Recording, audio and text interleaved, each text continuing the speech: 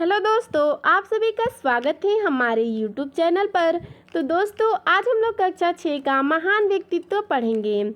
आज हम लोग पाठ 4 पढ़ेंगे।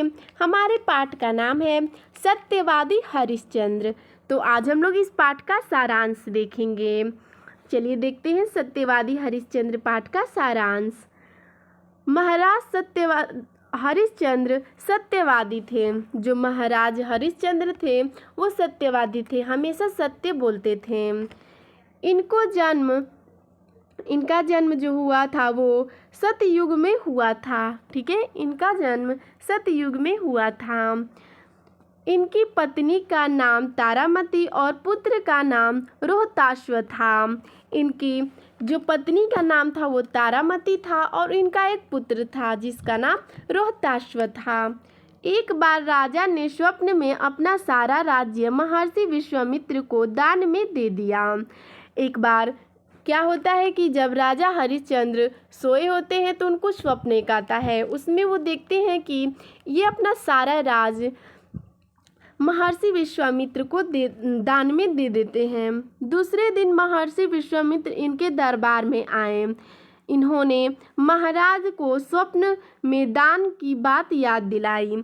फिर दूसरे दिन वो आते हैं विश्वामित्र, ठीक है, उनके दरबार में आते हैं और उनको बताते हैं कि आपने स्वप्न में देखा था कि आप मुझे अपना सारा राज्य दान में दे रहे हैं। तो चलिए आगे देखते हैं क्या होता है। महाराज ने प्रसन्नता से सारा राज्य विश्वामित्र को दान कर दिया। ठीक है, और वो जो स्वप्न में देखे थे तो वो खुशी मन से वो सारा राज्य अपना विश्वामित्र को दान में दे देते हैं। दान करने के बाद दक्षिणा दी जाती है। जब दान सारा हो जाता है तो उसके बाद दक्षिणा दी जाती है। सारा राज्य तो वे दान कर ही चुके थे, अब दक्षिणा के लिए धन कहाँ से आए। हरिश्चंद्र ने विश्वामित्र को दक्षिणा देने के लिए अपने को बेचने का निश्चय किया। देखिए, जब दान दे दिया जाता है तो दक्षिणा की बारी आती है। तो हरिश्चंद्र सोचते हैं कि अब तो मैं सारा अपना राज्य इनको दान में दे चुका हूँ, अब मैं दक्षिणा कहाँ से लाऊंगा। फिर हरिश्चंद्र सोचते हैं कि मैं इनको दक्षिणा में अपने को खुद स्वयं को बेच दूंगा। तो इस बात का वो निश्चय करते हैं। आगे देखते हैं। आगे है, ये काशी की ओर चल पड़े। वहाँ जाकर इन्होंने अपने आप को बेचने की पूरी कोशिश की। वो अपने को बेचने के लिए काशी चले जाते हैं और वहाँ अपने को खुद को बेचने के लिए पूरा कोशिश करते हैं कि कोई मुझे खरीद ले। शाम को रानी तथा पुत्र को एक व्यक्ति ने मोल ले लिया तथा हरिश्चंद्र को शमशान के स्वामी ने मोल ले लिया। देखिए दोस्तों, फिर शाम को क्या होता है कि रानी को और पुत्र को एक व्यक्ति मोल ले लेता है, यानी उसे खरीद लेता है, और हरिश्चंद्र को शमशान घाट के जो स्वामी होते हैं वो खरीद लेते हैं। आगे देखते हैं क्या होता है। महाराज हरिश्चंद्र को शमशान की रखवाली का काम मिला और तारामती को घर का चौका बर्तन करने का। देखिए, अब जो होते हैं महाराज हरिश्चंद्र, उनको शमशान की रखवाली करने का काम मिल जाता है और उनकी पत्नी तारामती को घर का चौका बर्तन करने का काम मिल जाता है।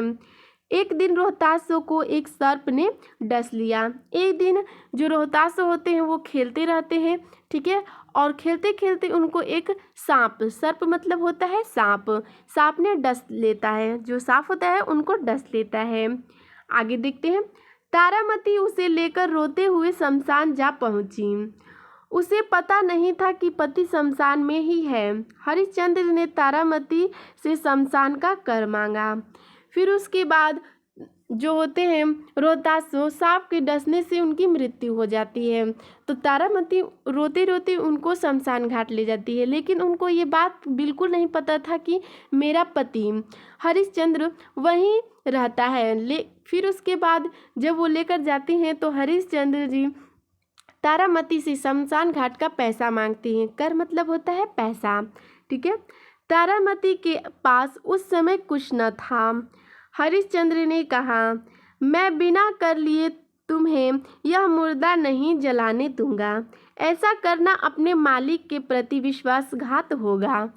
फिर वो कहती हैं कि मैं तुम्हें पैसा कहाँ से दूँ, मेरे पास तो कुछ भी नहीं है। तो हरिश्चंद्र जी कहते हैं कि मैं बिना पैसा लिए तुम्हें यह मुर्दा को जलाने नहीं दूंगा। अगर मैं ऐसा करता हूँ तो मैं अपने मालिक के साथ विश्वासघात करूँगा, जो मैं विश्वासघात नहीं करूँगा अपने मालिक के साथ। लाचार होकर तारामती ने शमशान का कर चुकाने के लिए अपनी साड़ी फाड़ना शुरू कर दिया। फिर वो अपने बेटे को जलाने के लिए, कर देने के लिए वो अपने साड़ी को फाड़ना शुरू करती हैं। फिर देखते हैं क्या होता है। उस समय आकाश में घोर गर्जन हुआ, विश्वामित्र प्रकट हो गए, रोहतास भी जीवित हो उठा। फिर जब वो अपनी साड़ी फाड़ रही थी तो उस समय आकाश में घोर गर्जन होता है, ठीक है, बहुत गर्जन होता है। फिर उसके बाद उस गर्जन से विश्वामित्र प्रकट होते हैं और रोहतासों को वो जीवित कर देते हैं। विश्वामित्र ने कहा, हे राजा, तुम धन्य हो, यह सब तुम्हारी परीक्षा हो रही थी। तुम श्रेष्ठ, सत्यवादी और धार्मिक हो। फिर विश्वामित्र जी कहते हैं कि हे राजा, तुम धन्य हो, यह सब जो हो रही थी ये तुम्हारी परीक्षा थी, जो तुम इसमें पास हो गए, यानी पूर्ण हो गए।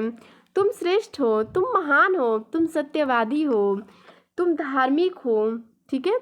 वास्तव में हरिश्चंद्र हमारे ऐसे पूर्वज हैं जिन पर प्रत्येक भारतवासी को गर्व है, ठीक है।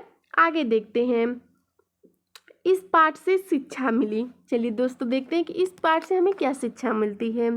सत्य बोलना, ठीक है, धर्म पालन और कर्तव्य निष्ठा से सभी कठिन कार्य सफल हो जाते हैं। तो दोस्तों हमें हमेशा सत्य बोलना चाहिए, धर्म का पालन करना चाहिए और कर्तव्य निष्ठ होना चाहिए। अगर हम ये सब अपने अंदर गुण लाते हैं तो हम कोई भी कठिन कार्य में सफल हो जाएंगे। तो दोस्तों आपको हमारा यह वीडियो कैसा लगा हमें कमेंट में ज़रूर बताइएगा। धन्यवाद।